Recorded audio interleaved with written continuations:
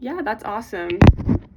Okay, so do you want to just jump into the questions? Yeah, let's just get started. Yeah. So Okay. I'm gonna do it in the same order that I emailed you, just to keep it okay, simple. yeah, that sounds good. Okay, awesome. So the first question is, what content area and grades do you teach, and why did you choose that content area and grade level? So I teach art in a K to 12 school. So it's every grade except for seventh and eighth grade. And I chose that level. I'd been teaching college for a while, like either both at Concordia and Seward for about 6 years, and then I was out in Concordia for about 11. Okay. And I wanted to try something new, a new challenge, and so the elementary certainly is different. I haven't done that before, and but it's a lot of fun, so I'm enjoying that quite a bit. So. Very cool. I have two roommates, and they actually went to Concordia Portland Oh, before it really? shut down. Yeah, so I've heard a lot of good things Yeah, about that place.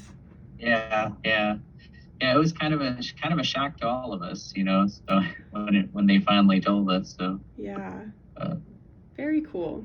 Okay, the next question. In your opinion, what are some of the greatest challenges facing teachers today in regards to technology in the classroom?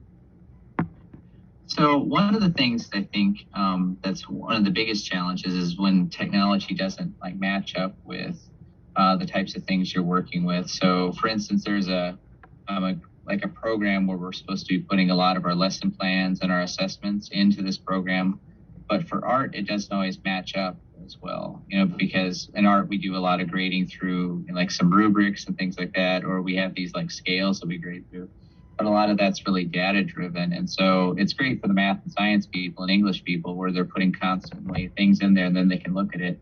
But for us, that doesn't always match up as well. But there's some other things too, like finding the time, I think, is one of the challenges that we find too, just because like last year going down to North, I hadn't worked with Google Classroom much at all. So, you know, when the pandemic hit, it was just really something that you had to know how to do. And so it was kind of a crash course in learning it. And so that was something where my family actually stayed back in Lincoln, but I was the only one out in St. Louis. So I had lots of nights and weekends just to spend working at school. So that's really the only how I think one of the ways that I could get through that was just being able to, you know, kind of continue to work on that all the time. So it's that learning curve I think that you need to know at first. Sometimes with new programs, it takes a lot to kind of learn that, and so getting that and then being able to teach it to your kids too at the same time is a little bit difficult. So Gotcha. yeah. Yeah. All right. That's good to know because I've been kind of noticing that sometimes with technology, it's a lot easier for math and science topics. Yeah. Even before I'm like a fully teacher, like in my teaching classes, I've like already noticed that struggle. So, Right. yeah. And um, so, and there's not, sometimes it doesn't always line up. I mean, we just don't always line up in the arts as well, you know, with some of the other things that they're talking about. So, yeah, I agree. Okay, so the next question is, are you comfortable using technology? And if so, how do you use it in your art classroom? so I generally am comfortable with it. I use a document camera a lot and PowerPoints or presentation software almost, you know, all the time just for introducing a new thing. And so for that way, it's very helpful. And then I have students look up artists or architects or things like that because they all either have a laptop or a Chromebook that they can use. And so for that reason, it makes it really easy to, you know, kind of look up things instead of having to page through magazines or books or things like that. Yeah. Or like with my sixth graders, they're working with drawing these animals, and so they can pick up like three different views of an animal pretty quickly by opening up their computer. And so that use it's really made things a lot easier that way.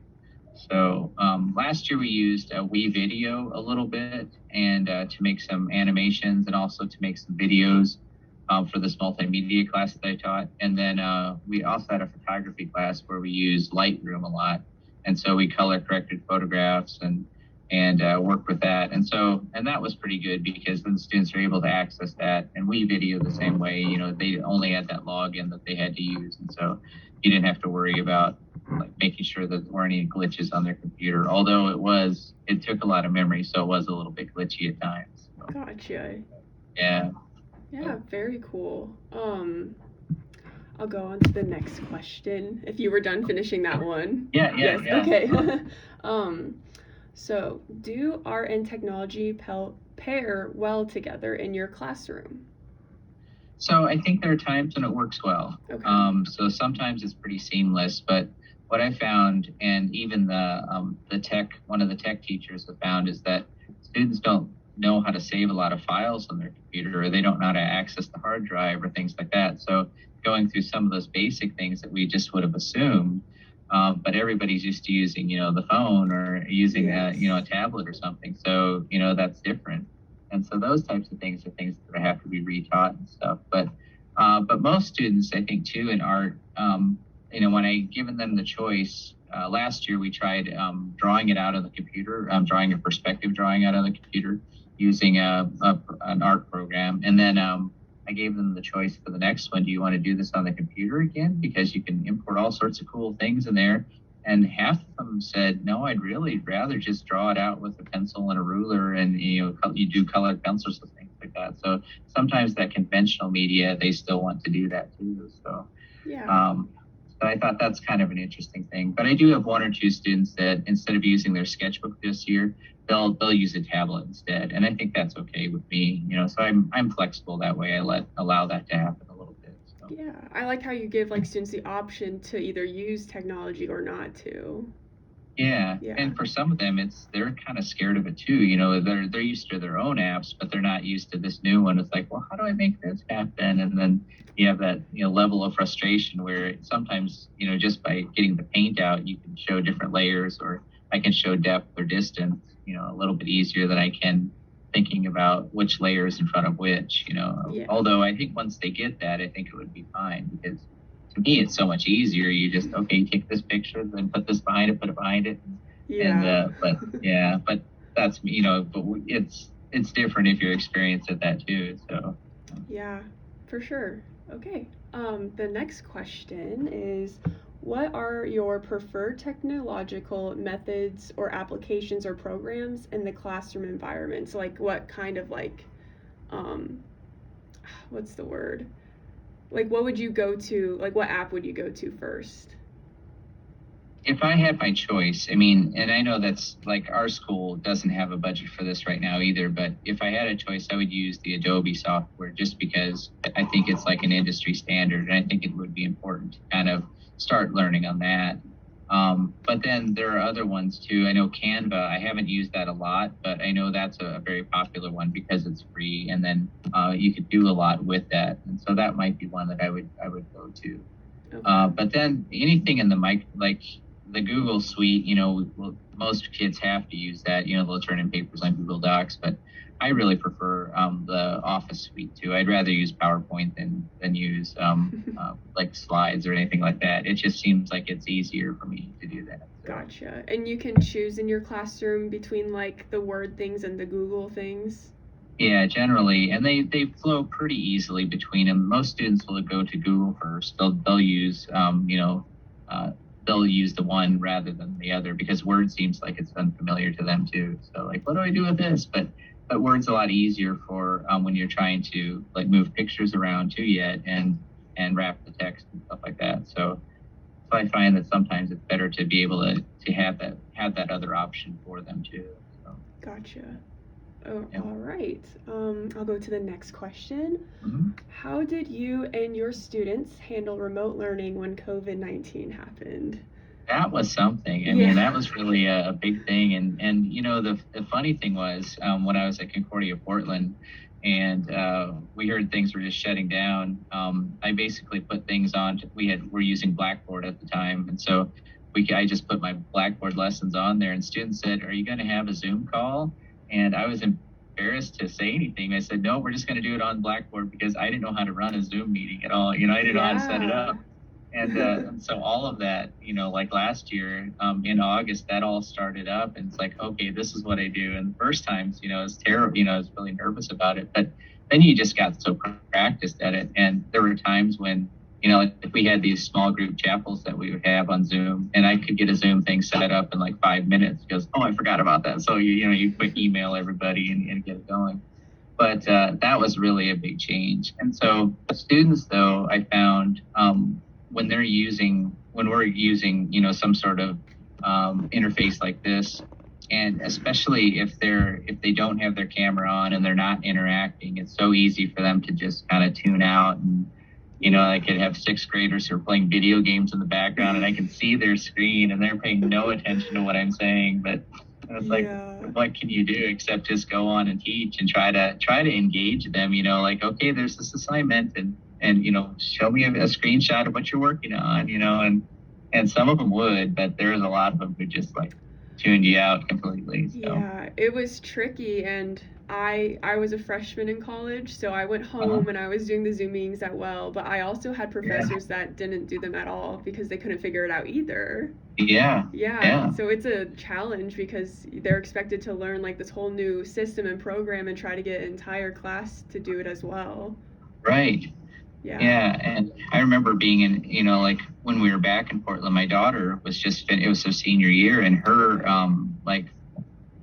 physical therapy classes were still being held on, and they were doing a good job of doing it. I mean, they jumped right into it, but it was just like, oh man, I don't know what I'm doing, So it was that weird feeling. So now it's different, and just like anything, you practice it, you've done it enough. Once you've done it 50 times, it's like, oh, okay, now I get it. So yeah, I think Zoom was probably the thing that everyone learned to use the fastest because we still use it today like we are now. Yeah. And then we started using the Google suite of meeting that way, and that was okay. But I think everyone kind of liked Zoom better. It seemed to work better, and you didn't get as many people breaking into your classes. That happened occasionally too. Was that an issue? Sometimes it would be. You get the code out there, and then you'd have someone, I don't know, randomly come into your class, and sometimes they said some really inappropriate things. And you're like, okay, kids, we're going to mute that speaker for a while. Oh, no. I didn't even think of that. Yeah, it was kind of an interesting thing. So. Yeah, no kidding. But most of the time, and kids for the most part, kind of took that in stride too. They tried to find quiet places to work, and sometimes that wasn't happening either because they had younger brothers and sisters running around the room, and it wasn't easy for them to listen in either. So we tried to be really kind of gracious about all of that. So. Yeah, and thankfully we won't have to do that again for a while. Oh, I know. Yeah, right. Yeah. So. Alrighty. I think the next question is also about COVID. How do you utilize technology in the classroom, like before COVID compared to post-COVID? Yeah, I think that's, again, the comfort level. So I probably don't use it as much because we don't have to. We've never gone fully virtual or even like hybrid here. Last year, I think, I was hybrid or at least hybrid the whole year. And then I know Luther North this year has gone, totally virtual for like 2 or 3 weeks at a time. So they still are kind of incorporating that in. But I know that I still put things up on Google Classroom. It's kind of become a habit where then if kids are missing, that's something where they can still access it. So I'm still doing that. I'm not making videos of myself like drawing anymore like I used to and posting those. And because most of the time they're in class and I can catch them up the next day because we don't move as fast either. So, but those types of things. So things have slowed down a little bit, and I think you can kind of pick and choose a little bit more about what you want to do and how you want to work with it in the classroom too. So. Gotcha. All right. I'll go to the next question. Do you believe technology integration has improved? Not sure I understand. That's was Siri. that you? Sorry. No, you're good. I'll start from the beginning. Do you believe technology integration has improved art programs, and then why or why not? So just your explanation on that. So I think, like I said before, like there's so much instant access to a lot of images and things like that. And so, but the other thing about it is I think social media, this makes things look so easy. I mean, so you have potters throwing a pot in like 30 seconds, right? And kids think, well, that's how easy it is. And no, it's not, it's not going to happen that fast. And so sometimes they get a little bit discouraged if it doesn't turn out that way right away. And so that's maybe a little bit of a discouraging thing about it. But for the most part, aside from that little bit of impatience, they're okay with putting in time with technology if they can produce a good product. And I think then once they realize that it's useful for them, it becomes another tool that they have to learn. And so, I've talked a little bit about a student that I've had like doing some animation right now, and she's perfectly happy using the free program with her phone and that type of thing because it's something she's used to do. So, and again, I think it's good that can happen, but she still is drawing it out on note cards to do her pre-planning. And I said, so now what are you going to do? Take pictures of this with your phone? And that's how she's going to go about it, where I would have not done that. I would have maybe started with a couple drawings, but probably done them on my computer in the digital way, and then let the Adobe program fill in the gaps between it, so then it could get an animation going. But that's, but it's again, the way she wants to work with it. So I think, trying to, just like any new tool, trying to integrate slowly at first, and then eventually kind of pushing them into trying something that maybe they're not comfortable with, but yet eventually they will become more comfortable as they practice it. So yeah, it's kind of. Oh, sorry, you go. Oh no, go ahead. I was just gonna say the way you're kind of explaining it makes it feel like the art programs can just use technology as like another resource or a tool. Yeah. Yeah. And that's the way I think it should be viewed, because I don't think anyone wants to go to like completely virtual or completely digital means, but there are some things that would really lend themselves to doing things digitally. So, I mean, like photography, with a phone and with the programs, I mean, I would never go back to chemical photography if with a class of 30 people or something, it's so much easier to do it the other way. So, yeah. Especially today, just with phones, like almost everyone has a camera on them at all times. Yeah. And that's, you didn't have to worry about, and I don't have to worry about like, well, my camera's not working. Can you load my film for me? Or, I did something, my battery's out, so it used to be, you were the technician that had to make sure everybody's camera worked. But now everybody's phone is really almost foolproof. So, yeah. And it does a pretty good job taking pictures too. I mean, it can't do everything, but the newer ones, like I have whatever the new one is with 3 cameras, it can almost do as much as my other camera can do. So. Gotcha. Yeah. And I mean, obviously taking pictures with like a normal camera or a film one, like that's cool. But when you have a class of, like you said, 30 students, it just makes more sense to use like the technology side of it with phones. Yep, yeah. I think so. And then using something like Lightroom, and then, even having them put it into a presentation software. I usually had them put them into like either slides or PowerPoint. So then I can click through their pictures as they've taken them. But then they also learn sizing, and they learn about importing, at least on, in the digital side. But the funny thing was when we got to we printed 2 pictures, and when we printed them and sent them off to the printers, telling them about the difference in dots per inch, like the 72, that's fine for the screen, but then to have it at 300 dots per inch, a lot of them are like, why does it look so terrible? It's like, well, okay, and we went through it, but, of course, some students don't always, listen either. But, so yeah, you have to have it at that high resolution and use it that way. So, yeah. But that's a learning thing. And so, they understood pretty quickly that way. So. Yeah, just another way to learn more. It is. Yeah, it is. So. Alrighty, I'll go on to the next question if you're good with that. Do you consider yourself an active social media user, and what platforms do you prefer to use? And this can be like on your personal time as well. Like it doesn't have to be school related. So I think Instagram, I was putting more things on there when I was, when I wanted to kind of connect with other artists and especially have my artwork out there. So I think that was one of the things that they told me in grad school too, is like, you got to get an Instagram account. You got to get this up and going. And so I was doing that for a little while. And then Facebook, I was doing it just to kind of keep up with friends and then also make more posts like that. But I've sort of pulled back a little bit from that just because of the time commitment. And I find that there's not always enough time to do that. So, and then like last year at Luther North, they actually had a social media consultant who would come around, take pictures in your classroom, and she'd ask you a couple questions. And then she'd put up the pictures on the website, which I really appreciated because, that took, I wouldn't do it. You don't always have the time to do it on your own, but that made a lot of sense to do it that way. So. And that's nice because like you and your class got exposure on social media, Yes. but you actually didn't have to do it yourself. Right, yeah. Exactly. And they could get pictures of you, it's not just always, working with kids. So that was kind of a neat thing to do. So I appreciated that. So this year, we could do it more, but there are a few more restrictions too about, since I am teaching K to 12, you always have to make sure that there's certain, like who can you include? It has to be, it can't just be one kid, it has to be two.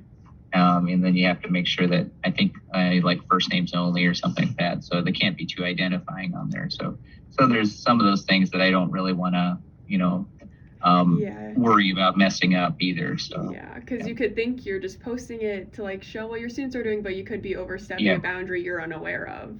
Right. And I don't want to make that mistake either. So Alrighty, I believe we are on the last question.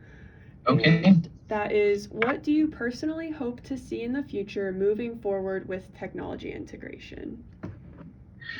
So, I'm kind of in a mixed bag there. I mean, it would be, I almost feel like one of the things that we need is a little bit more on the output side again, because for the longest time, there were like printers coming out that and people printed everything. And now it almost seems like people print practically nothing. It's almost always a digital file. But when you're trying to look at it, in person, it's still nice to be able to print it out and have that format. But those types of things, even the large format printers are, certain places will have it. And I know Concordia has one, and Concordia Portland had one in the mail room where you could actually send it to them, and they do a good job of printing. But like at smaller schools now, we have color copiers, but I think the biggest you can print is like maybe 11 by 17. And even then, it's going to be pixelated. It's going to be whatever the laser printer would be. And so it doesn't look quite as good as maybe what it would be as as one of the inkjets. But I think, as things are going, the cost, I think, is probably one thing that some of these other companies are trying to take care of. So if you could get something where all the students could use it or school districts could afford to use it, I think that would probably be the nice thing about it. So that everybody could use it at the same time. So. Yeah, that makes sense. And I try to remind myself that not every student has the resources at home, like Wi-Fi or just even like a computer. And so I think that's a good thing to keep in mind, especially since technology is everywhere now. Yep. And just because they might have it on their phone, like you said, they might not have been able to. They said, "Oh, my Wi-Fi is down today," and for a while it was like, "Can it really be down?" And then I realized, it probably is. If you don't have like a super fast package, it's going to take a while to be able to upload your stuff. And so, we just kind of had to work with that too. Say, "Can you email it to me?" And so we try to work around it if they couldn't put it up. So so but I think that's a real concern for people too. And I've noticed that a lot this year, especially too, where because last year Luther North was a tuition school and this is a public school. So then there are there is that expectation that they will have some form of connection, but not everybody has it at home. So just making sure you do have like the resources and technology at school and not requiring them to have it from home. Right. And trying to get some of that work done at school too yet. So I think that's always helpful. But I think when I was younger, I think I was really into making movies with kids or, like having them do video editing and things like that. And then as I'm getting older, I seem like I'm moving more toward the tradition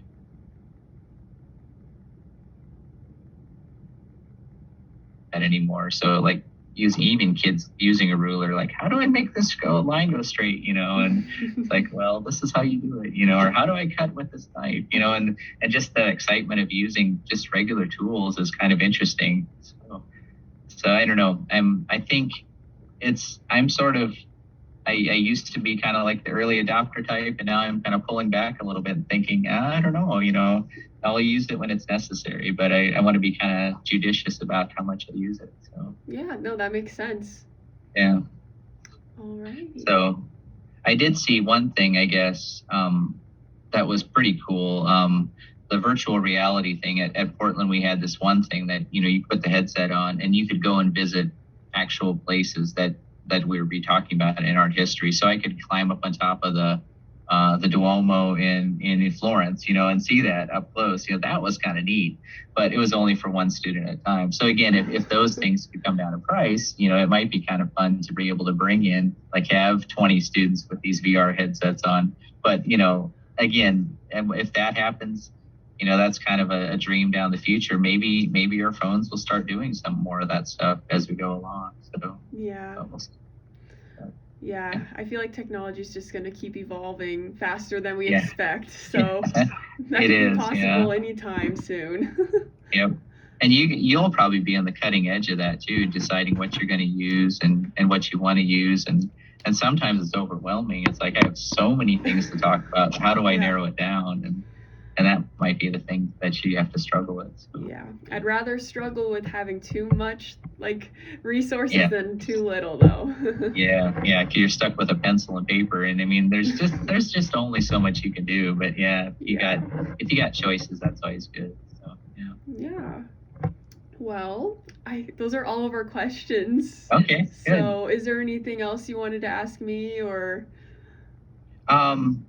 Oh, not much, really. I mean, are you doing some in art? Are you in art education? Is that what you're kind of planning on doing? Yes, I'm actually double majoring in art education and fine arts.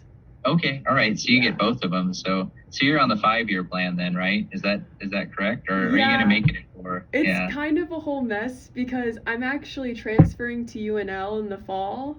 Okay, all right. And I'm going to get my BFA there.